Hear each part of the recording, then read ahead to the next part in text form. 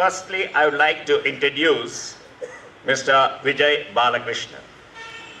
Mr. Vijay Balkrishnan, known as Baji in school, was part of the 1970 ISC batch. He studied in this very institution during the period of Mr. Fox and Dr. Samuel Raj when they were principals. He moved to the United States 46 years back and settled there. He is an engineering graduate and did his bachelor's and master's degree in electrical engineer from Illinois. He has taken part in the US space program. He not only confined himself to engineering, but has completed MBA from Wharton School. He is a consultant for various companies. Mr. Vijay is married to Usha, who is an occupational therapist, and they are blessed with two daughters, Lalita and Maliga. With these few introductory words, may I now request Mr. Vijay Balkrishnan to address the gathering. Over to Mr. Vijay. Thank you, Mr. Barnabas, for those words of introduction. Good morning, ladies and gentlemen, boys and girls. I am absolutely delighted to be here today to share a few thoughts with you. I'd also like to welcome those who've come here from both near and afar. I remember clearly being here 5 years ago at the last reunion, when I imagine many of you who are here now were probably over there back then. I left Breeks in 1970. That was 46 years ago. And that was clearly before any of you children were born. And it is quite likely it was before some of your parents were born and perhaps some of your teachers as well. And I dare say it was before one or two of my alumni friends were born as well. So that makes me an old man, right? But you know what? We're related. You boys and girls are actually my little brothers and sisters. So you're probably thinking, well, you know, it must be this thin mountain air with low oxygen levels. This old man has lost his mind. How could he possibly be my brother if he left Breeks even before my parents were born? Well, the point is, we share a common mother. We all have a mother that bore us, and another one that played a huge role in making us what we are today. And that grand old lady is standing behind you right now.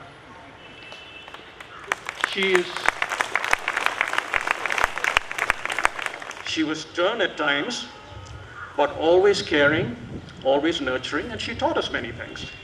So I thought what I'd do today is to share some of the lessons, some of the teachings that I received from our common mother, Breeks.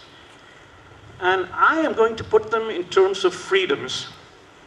And there are 6 freedoms that I want to share with you. The first is the freedom to learn. You know, you're here at school not just to write exams and pass tests. You're actually here to learn. In fact, you're here to learn how to learn. Now, I'm sure you're proud of your test results. I'm sure the school is proud of its test results. Exams are important. You need to write them. You need to pass them. But don't just memorize things for the sake of passing tests.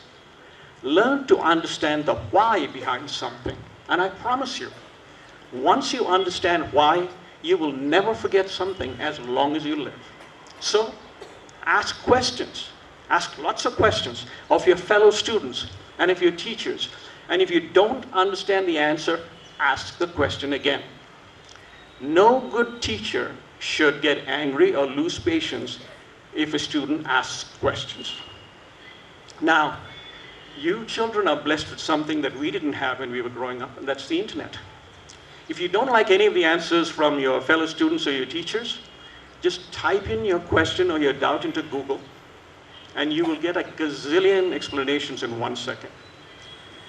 Now, I have a recommendation for you and your teachers, and you probably know all about this, you're probably way ahead of me. But there is a fabulous website. It's called Khan Academy, K-H-A-N Academy, all one word, khanacademy.com. It is a fantastic website. It covers a wide range of subjects, all explained in a very easy way. And my wife and I have 2 children, as Mr. Barnabas indicated, and when my girls were going through school, they loved this website, and I'm sure you will as well. So remember that first freedom, the freedom to learn. The next one is the freedom to explore. You know, when we were growing up, the world was made up of 2 kinds of people. There were engineers and there were doctors. Now, these days you could add one more, which is business. Nobody else existed outside those 2 categories. But you know, there is a world outside science and business. There's an entire universe out there. Don't let anybody tell you that science is superior to art.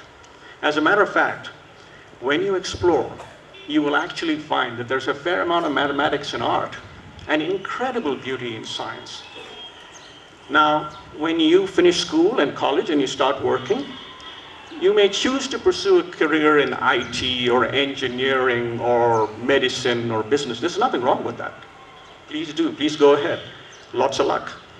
But don't ignore everything else. I promise you, it'll open whole new worlds to you and give you a lifetime of joy. But there is also a practical reason for the exploration.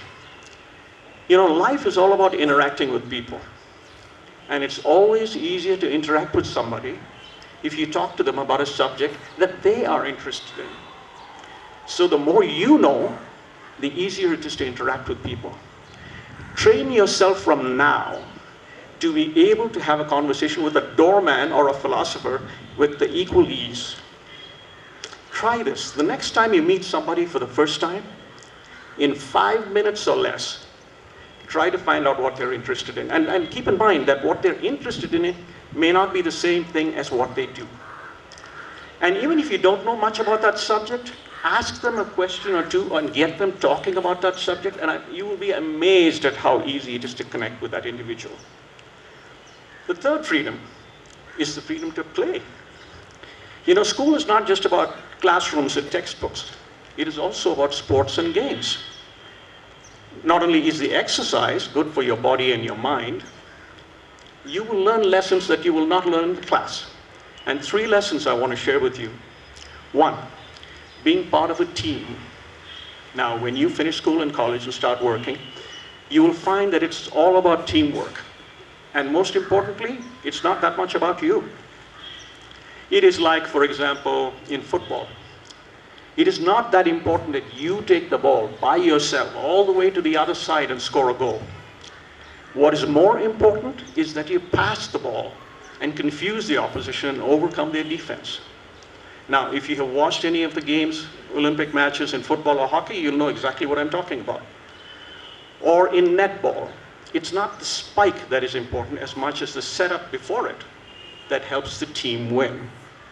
So, being part of a team to help the team win, that's an important lesson. Second, learning to take failure and success in your stride. You know, life is a lot like sports. You will win some things, you will lose others. And you need to learn how to win with grace and not get shattered by defeat.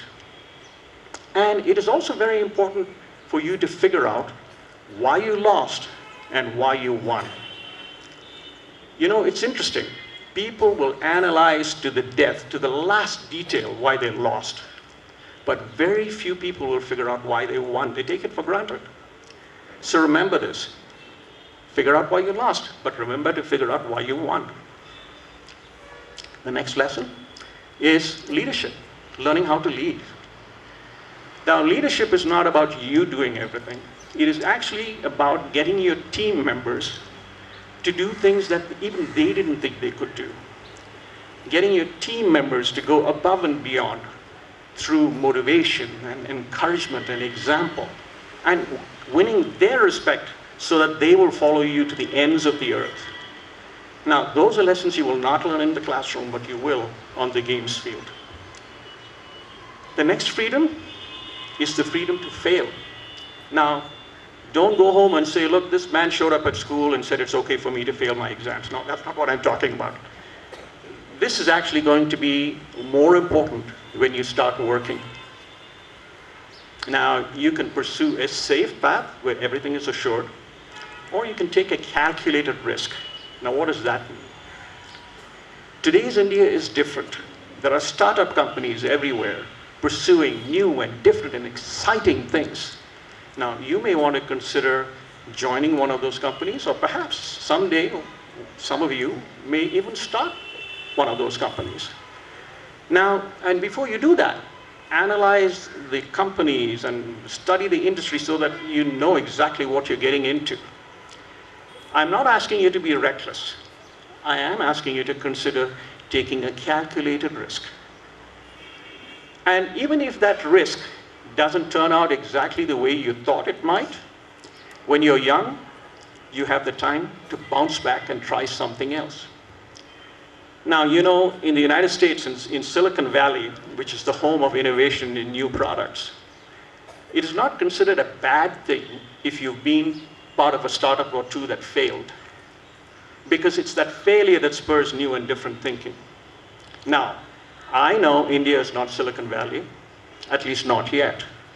But by the time some of you grow up, it might very well be.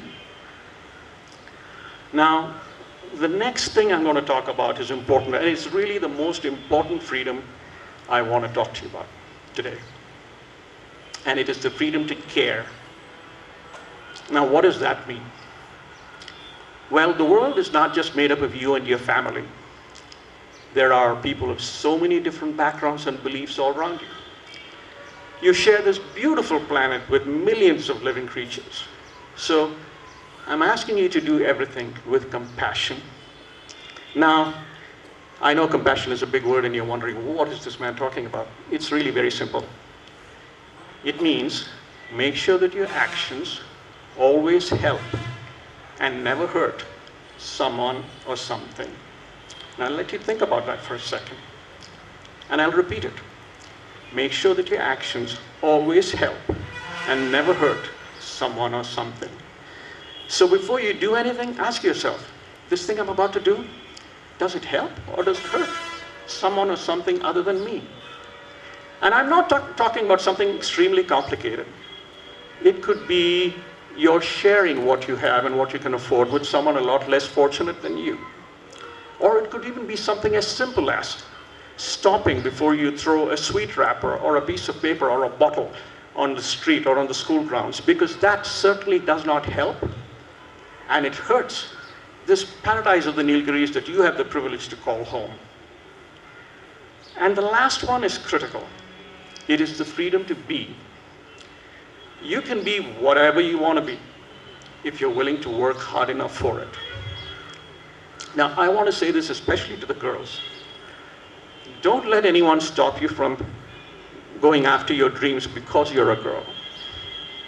You know, the astronaut who holds the record for the maximum number of spacewalks is Sunita Williams.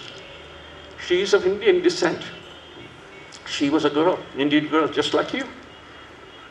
The Indian Air Force just announced its first 4 women fighter pilots. The CEOs of some of the leading banks in India are women. There are writers and musicians. Yes, musicians. There are many female musicians who are playing instruments which are traditionally male, like the drums and the tabla. Go on YouTube and check out some of the women tabla players. They're fabulous. So you have the freedom to be whatever you want to be. And to the boys, I want to say this as well. Never ever say, you cannot do this or you cannot do that because you're just a girl. Always give women and girls the respect they deserve because they are just as good as you. And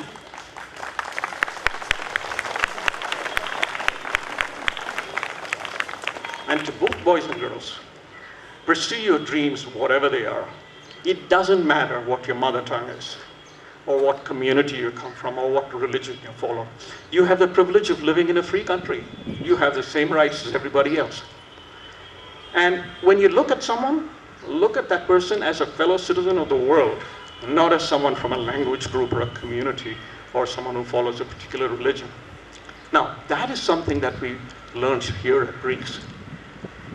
It may not be always easy for you to pursue your dreams. There may be obstacles in your path. There may be failures. But never lose sight of that goal.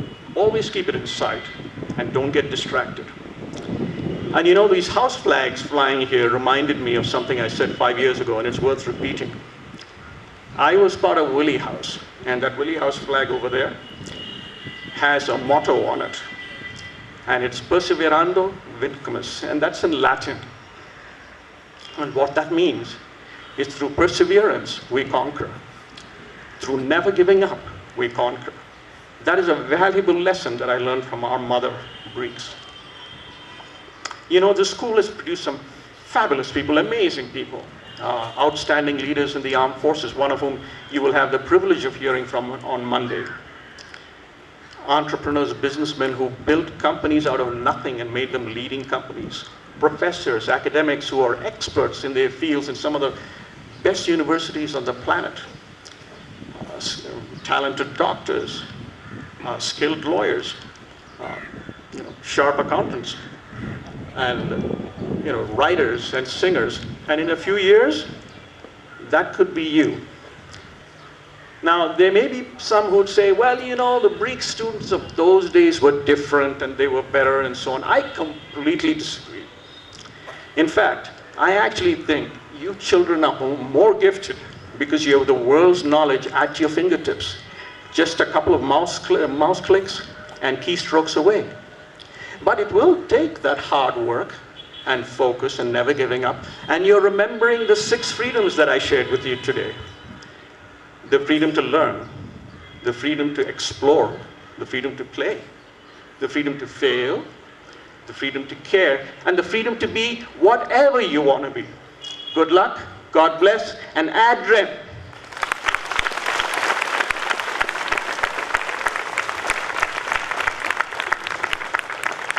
Thank you very much, Vijay, for your very inspiring speech.